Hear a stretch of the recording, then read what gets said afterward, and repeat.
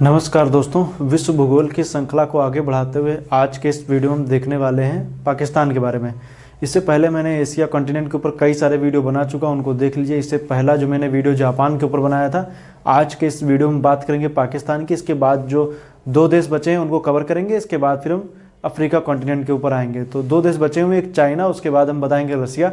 इन दो देशों के बाद फिर हम आ जाएंगे जब हम बात करेंगे अफ्रीका कॉन्टिनेंट के बारे में। और एशिया के लगभग देशों के बारे में सभी चीज़ें मैंने बता दी हैं। जितने भी देश हैं एशिया के, चाहे वो पूरब से लेकर के पश्चिम तक, सभी देश मैंने बता दिए हैं। तो आप लोग वर्ल्ड ज्योग्राफी की प्लेलिस्ट में जाइए, वहाँ पर आप देखिए तो आपको पूरी चीज़ें क्लियर हो जाएंगी। लेकिन आज के इस वीडियो में बात करने वाले हैं पाकिस्तान के बारे में।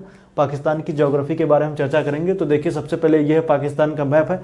आप अपने कॉपी पर इसका मैप बना लीजिए। मैप बना लेंगे तो आपको समझने में आसानी हो जाएगी। तो उसी कड़ी में मैं, क्योंकि जो भी वीडियो में बना रहा हूं उनके ऊपर आप देखेंगे तो सबका मैं एक मानचित्र बनाता हूं। और उन मानचित्रों को अगर जो आप कॉपी पेन में अगर आप नोट कर लेंगे, उसको जो भी चीज़ें बनाए उनको नोट कर लेंगे। क्योंकि जो चीज़ मैंने लिखी एक मैप में चीज़ें नहीं मिलेंगी, आपको 2-3 मैप देखने पड़ेंगे तब जाके चीज़ें मिलेंगी। और परीक्षा की दृष्टि से कभी इससे कोई भी प्रश्न पूछा जा सकता है। सुलेमान श्रेणी पूछ लिया जाए, किरथार श्रेणी पूछ लिया जाए। इस वजह से जरूरी है कि इसका मानचित्र बना लेंगे तो आपको अच्छे समझने में आसानी हो जाएगी। और वर्ल्ड एटलस अपने पास भी रखें।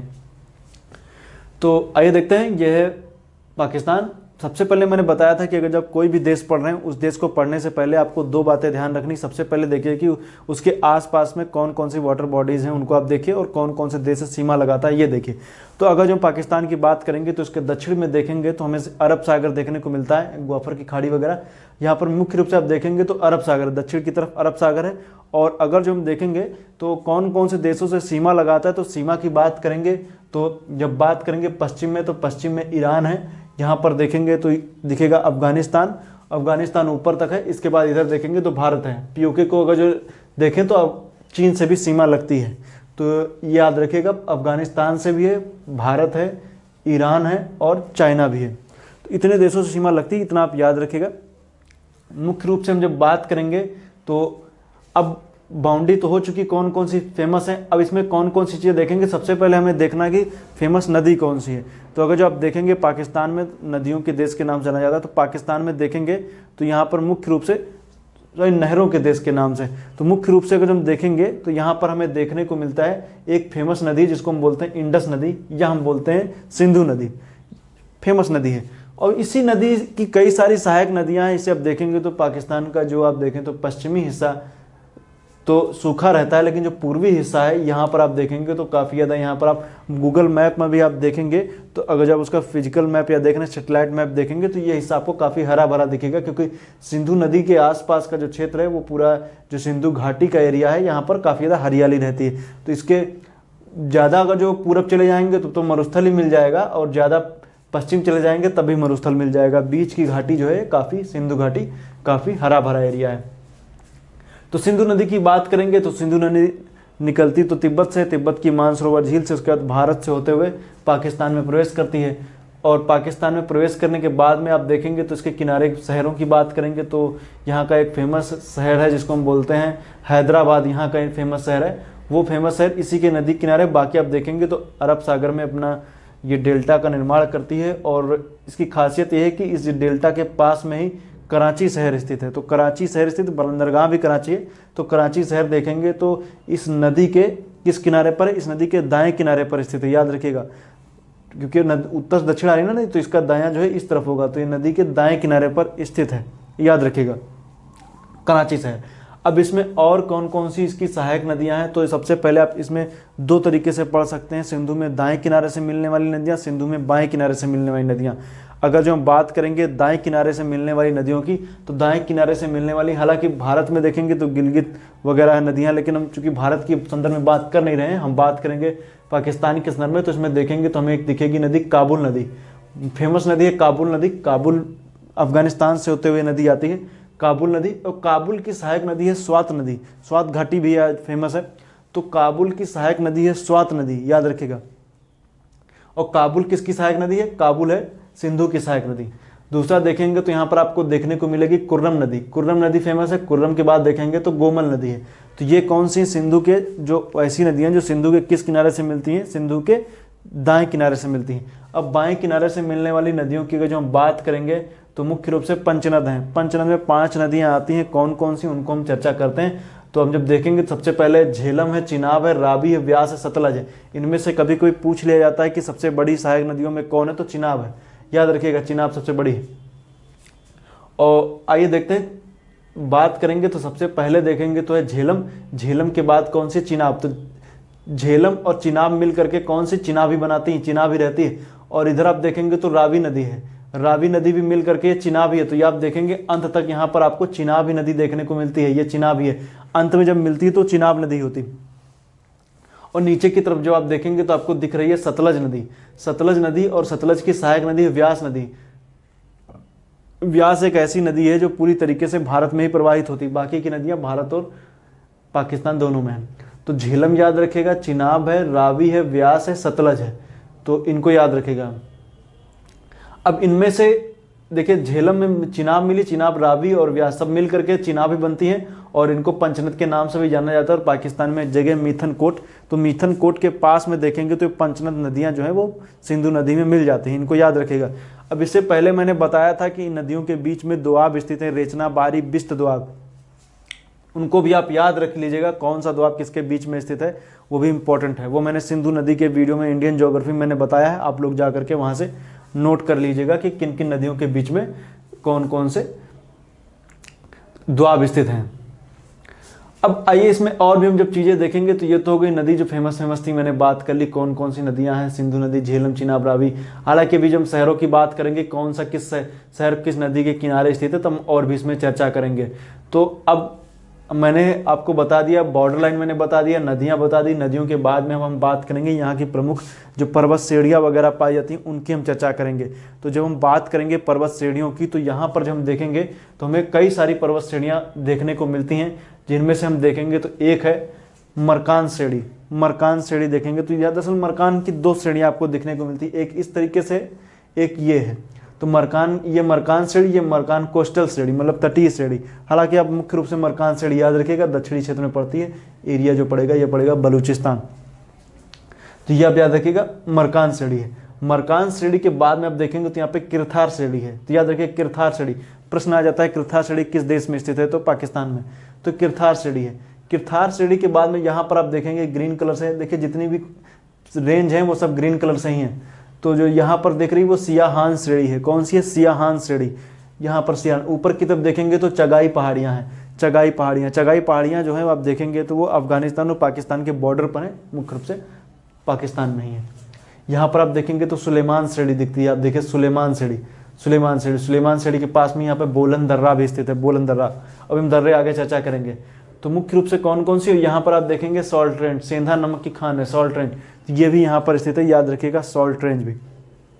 अब कौन कौन सी है, मरकान श्रेणी, सियाहान श्रेणी, किरथार श्रेणी, चगाई पहाड़ियाँ, सुलेमान श्रेणी, सॉल्ट रेंज, इतनी है। इतनी आपको याद रखिए, जिसमें से मुख्य रूप से सेंधा नमक की खान के ऊपर प्रश्न पूछ लिया जाता है, सॉल्ट रेंज, या फिर सुलेमान श्रेणी, किरथार श्रेणी भी पूछ लिया जाता है। तो इनको भी आप दिमाग में रखिएगा कौन कौन सी श्रेणियाँ हैं। और बाकी मरकान जान ही रहे, मरकान श्रेणी याद रखिएगा।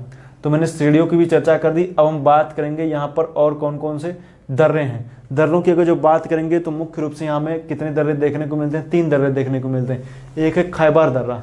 खैबर दर्रा देखेंगे तो खैबर दर्रा जो है वो इतिहास की दृष्टि से काफ़ी इंपॉर्टेंट है। पुराने समय में जब आप देखेंगे तो हिंदुकुश पर्वत श्रेणी से होते हुए खैबर दर्रा होते हुए जो विदेशी आक्रांता इसी रास्ते से होकर के आते थे। तो खैबर दर्रा इतिहास में भी इंपॉर्टेंट है। इतिहास के पन्ने पलटेंगे तो आपको खैबर दर्रा, जो भी आक्रांता, विदेशी आक्रांता यहाँ पर आए हैं, सब में आपको खैबर दर्रे का नाम आपको देखने को मिल जाता है, क्योंकि मुख्य रूप से यही एक क्षेत्र होता था जो कि पर्वतों के बीच का जो स्थान होता है, जिससे आने जाने का रास्ता, जिससे आर पार आया जा सके, उसको दर्रा बोलते हैं। यही एक क्षेत्र था जिससे हिंदुकुश वगैरह को क्रॉस करके आप अच्छा रास्ता था, इससे आया जा सकता था। तो खैबर दर्रा है। आप देखेंगे काबुल के पास, यहाँ पर देखेंगे तो आपको काबुल भी दिखेगा, यहाँ पर काबुल है। तो ये देखिए खैबर दर्रा। खैबर के बाद आप देखेंगे तो गोमल दर्रा है, ये गोमल दर्रा। उसके बाद देखेंगे तो ये बोलन दर्रा है। 3 दर्रे फेमस हैं। बाकी ऊपर इरशाद पास वगैरह भी है, लेकिन उसको आप ज़्यादा ध्यान नहीं देना है। तो खैबर दर्रा, गोमल दर्रा, बोलन दर्रा, ये 3 चीज़ें इनको आप याद रखिएगा। बाकी अगर जो हम बात करेंगे तो दर्रे के बाद हम बात करेंगे यहाँ के प्रमुख पठार। तो पठार की बात करेंगे तो यहाँ पर एक ही पठार प्रमुख है जिसको बोलते हैं बलूचिस्तान का पठार, क्योंकि आप जान रहे हैं ये वाला हिस्सा जो बलूचिस्तान है, तो बलूचिस्तान का पठार है। बलूचिस्तान के पठार में इसको जो बोला जाता है, इसकी संज्ञा दी जाती है पाकिस्तान के कैलिफोर्निया की संज्ञा दी जाती है। तो पाकिस्तान के कैलिफोर्निया बलूचिस्तान के पठार को बोला जाता है।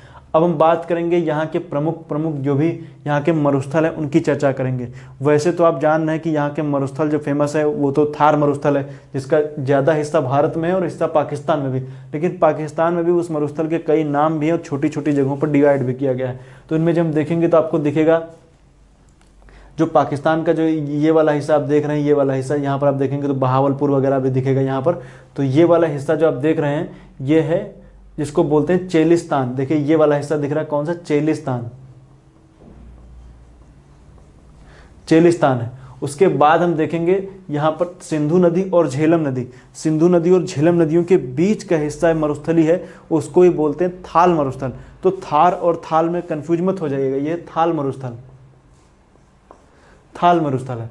थाल मरुस्थल। अब एक मेरा प्रश्न और है कि एक थाल घाट दर्रा भी है, वो कहाँ पर स्थित है? भारत के किस राज्य में स्थित है थाल घाट दर्रा? आप कमेंट करके मुझे नीचे बताइए। तो यह थाल दर्रा या थाल पास बोलते हैं इसको। तो सिंधु थाल डिजर्ट, सॉरी मैं दर्रा बोल रहा हूँ, थाल डिजर्ट। तो थाल डिजर्ट और ये चोलिस्तान मरुस्थल। तो थाल डिजर्ट जो है वो सिंधु और झेलम नदियों के बीच का हिस्सा थाल डिजर्ट के नाम से जाना जाता है। थाल है, याद रखिएगा।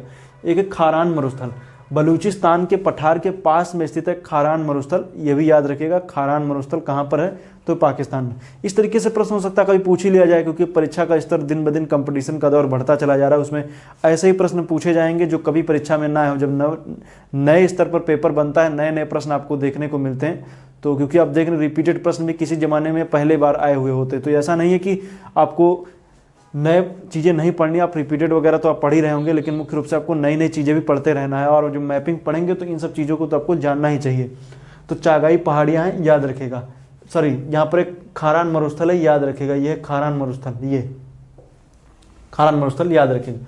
बाकी अगर जो बात करेंगे यहाँ पर, तो मुख्य रूप से यहाँ पर बांध की बात करेंगे तो यहाँ का जो सबसे बड़ा बांध पाकिस्तान का है वो है तरबेला बांध।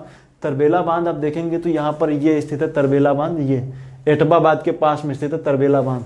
तरबेला बांध सिंधु नदी पर बनाया गया सबसे बड़ा बांध है और ये पाकिस्तान का सबसे बड़ा बांध भी है। सबसे बड़ा बांध पाकिस्तान का कौन सा? तरबेला बांध है।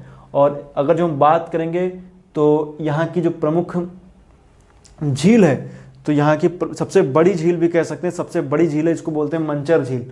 मंचर झील यहाँ पर स्थित है, ये देखिए मिथनकोट के पास यहाँ पर आपको दिखेगी, ये मंचर झील है। इतिहास में जब आप देखेंगे तो ये वाला हिस्सा आपको देखने को मिलेगा, ये सिंधु घाटी सभ्यता का हिस्सा हुआ करता था। तो उसी का एक प्रमुख शहर जिसको बोलते हैं मोहनजोदड़ो। तो मोहनजोदड़ो आप देख रहे हैं, ये कहाँ पर स्थित है? इसी नदी के किनारे। देखिए ये है मोहनजोदड़ो। हड़प्पा, मोहनजोदड़ो ये आप पढ़ते ही रहते हैं। यहाँ पर बलूचिस्तान में देखेंगे तो सुतकांगेडोर दिखेगा। तो ये सब फेमस है, उनको आप याद रखेगा जो भी चीज़ें हैं। बाकी वो तो इतिहास में पढ़ते हैं कौन सा कहाँ पर स्थित है, लेकिन चूंकि मोहनजोदड़ो फेमस है इसलिए मैंने इसको यहाँ पर बता दिया है, इसको याद रखेगा।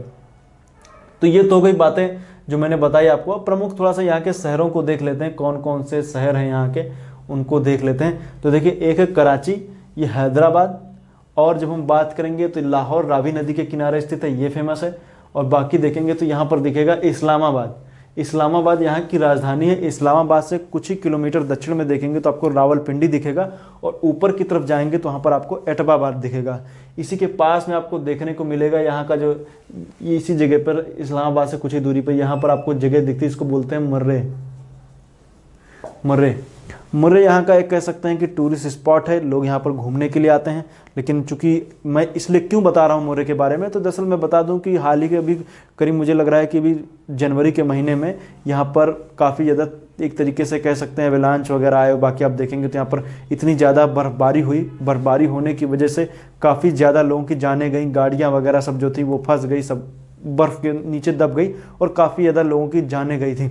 तो मुर्रे यहाँ का एक टूरिस्ट स्पॉट है, और मैं बता दूं कि वो उसकी क्षमता इतनी नहीं है कि जहाँ पर इतने ज़्यादा लोग जाएं, लेकिन क्षमता ना होने की वजह से जब होता नहीं कि जब कोई गर्मियों का मौसम आता है तो लोग ठंडे प्रदेशों की ओर भागते हैं, और जब ठंडी का मौसम भी आता है तो बर्फ़ का आनंद लेने के लिए लोग और भी ठंडे प्रदेशों की तरफ भागते हैं। तो अचानक से वहाँ पर काफ़ी ज़्यादा लोग आकर कहते हैं कि सिंगल रास्ता होने की वजह से रास्ता वगैरह तो है नहीं, और वहाँ का जो लोग आते चले गए और उसके बाद में वहाँ पर लोग फंसते भी चले गए। तो मुर्रे चर्चा में रहा है, आप लोग याद रखें, हो सकता है कभी इससे रिलेटेड कोई बात आ ही जाए तो आप लोग इसको ध्यान रखिएगा। मुर्रे यहीं पर पड़ता है, याद रखिएगा।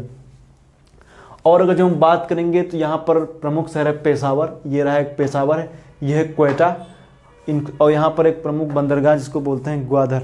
तो ग्वादर आप जान ही रहे हैं, सीपेक का हिस्सा ग्वादर है। और उस तरफ जाएंगे तो इधर देखेंगे तो ईरान पड़ जाता है। तो यहाँ पर देखेंगे तो चाबहार बंदरगाह स्थित है ईरान में। तो ये रही बातें, लगभग चीज़ें तो मैंने बता दी हैं इसमें। बाकी आप देखिए इसमें से और प्रमुख औद्योगिक क्षेत्र वगैरह क्या किसकी उपमा दी जाती है, इस तरीके के प्रश्न। बलूचिस्तान का पठार, पाकिस्तान का कैलिफोर्निया, सुई एवं मियान क्षेत्र यहाँ के जो हैं वो प्राकृतिक गैस के लिए जाने जाते हैं। कराची और लाहौर सूती वस्त्र उद्योग के लिए, नौशेरा कागज उद्योग के लिए, यहीं पर आप देखेंगे तो नौशेरा आपको दिखेगा। बाकी सियालकोट खेल का सामान, यहाँ पर नीचे आ जाएंगे तो यहाँ पर सियालकोट दिखेगा। सियालकोट तो यहीं कहीं पास में है, सियालकोट भी दिखेगा, तो आप लोग सियालकोट भी याद रखिएगा। नौशेरा कागज उद्योग, सियालकोट खेल का सामान, उनको भी याद रखिएगा। बाकी यहाँ पर आप देख सकते हैं ये वाला हिस्सा आप देखेंगे तो बताया मैंने भावलपुर का एरिया। बाकी प्रमुख शहर कभी चर्चा में आते रहते हैं तो आप जान ही रहे, जैसे लाहौर देख रहे हैं रावी नदी के किनारे है, और मुल्तान यहाँ पर दिख रहा है। मुल्तान अब देखेंगे तो किसके, चिनाब नदी के किनारे पड़ेगा मुल्तान। और इसके बीच में जब आप देखेंगे तो जो कि यहाँ पर अमृतसर है, अमृतसर से लाहौर ज़्यादा दूर नहीं, लगभग पास ही पास में है। तो आप जानते ही होंगे लाहौर और इधर अमृतसर है, तो इसको याद रखेगा। तो आज के लिए इतना ही, उम्मीद करता हूँ वीडियो आपको अच्छा लगा होगा। लगभग चीज़ें मैंने इसमें कवर कर दी हैं, कुछ चीज़ें इसमें बची नहीं है जो परीक्षा की दृष्टि से इंपॉर्टेंट है। नेक्स्ट वीडियो में जो मैं लेकर के आऊँगा वो चाइना के ऊपर होगा। चाइना में दरअसल पढ़ने लायक बहुत चीज़ें हैं, सब वहाँ की पर्वत श्रेणियाँ बहुत फेमस हैं, वहाँ के इंडस्ट्री बहुत फेमस है, वहाँ के बहुत सारी चीज़ें वहाँ की फेमस हैं, उनको मैं आपको बताऊँगा। और जो तत्समय समस्या चल रही है उइगुर मुस्लिम को लेकर के, तो उसके ऊपर भी मैं आपको बताऊंगा कि आखिर किस रीजन में पाए जाते हैं और वहाँ पर क्यों विवाद की स्थिति बनी रहती है, और उसके ऊपर भी हम चर्चा करेंगे। तो आज के लिए इतना ही। वीडियो देखने के लिए पुनः एक बार आपका बहुत बहुत धन्यवाद।